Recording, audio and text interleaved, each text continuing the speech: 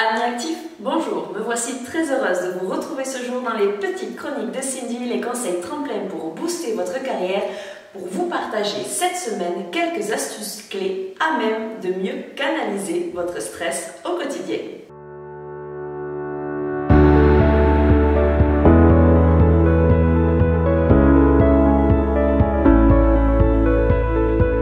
Astuce numéro 1. Cultiver la gratitude, pratiquer la reconnaissance. On oublie, peu s'en faut qu'un merci coûte peu, mais il offre beaucoup.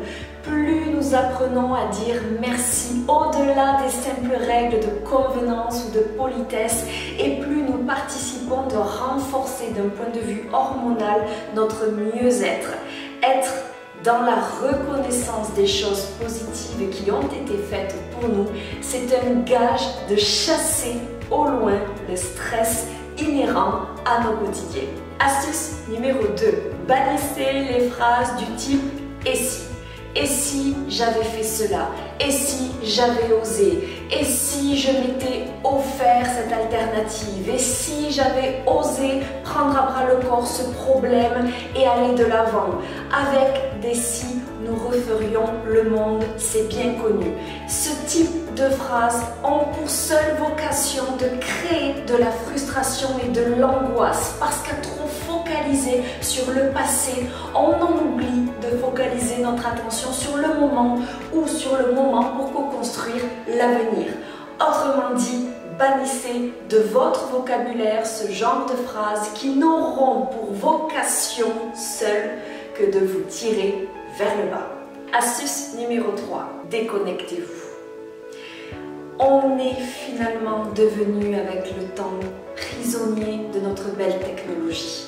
Nous passons notre temps à surfer sur les réseaux sociaux, à répondre aux appels téléphoniques, à répondre aux emails. Quand bien même nous sommes rentrés à la maison, pour beaucoup d'entre nous, nous continuons à rester connectés avec la sphère travail. On se rend compte aujourd'hui qu'il n'y a finalement plus de barrière entre les temps libres, les temps de repos où l'on pourrait en venir à s'oxygéner, avec ces temps dits de travail, de concentration avec le milieu professionnel. Si je peux me permettre un petit conseil, lequel m'aurait grandement servi plutôt si j'en avais pris acte avant, c'est effectivement de s'octroyer des plages horaires durant lesquelles vous n'allez pas rester esclave de la sonnerie de votre téléphone, ou vous n'allez pas rester esclave des alertes qui vont apparaître sur vos ordinateurs pour vous signifier tel ou tel événement, tel ou tel mail réceptionné. Si vous le pouvez, et vous verrez que votre niveau de stress s'enverra abaisser, prenez le temps de couper un grand nombre de vos notifications pour que vous ayez votre esprit plus libre et plus serein à certains instants donnés. Astuce numéro 4. Respirer. Finalement, à être pris sans arrêt dans le mouvement de la vie, à courir après le temps, à regarder l'heure tout au long de la journée, on en vient finalement à bloquer notre respiration. On en vient même à faire consécutivement de mini-apnées. Prendre le temps de se rappeler qu'il convient de respirer est gage à une plus grande oxygénation de votre cerveau.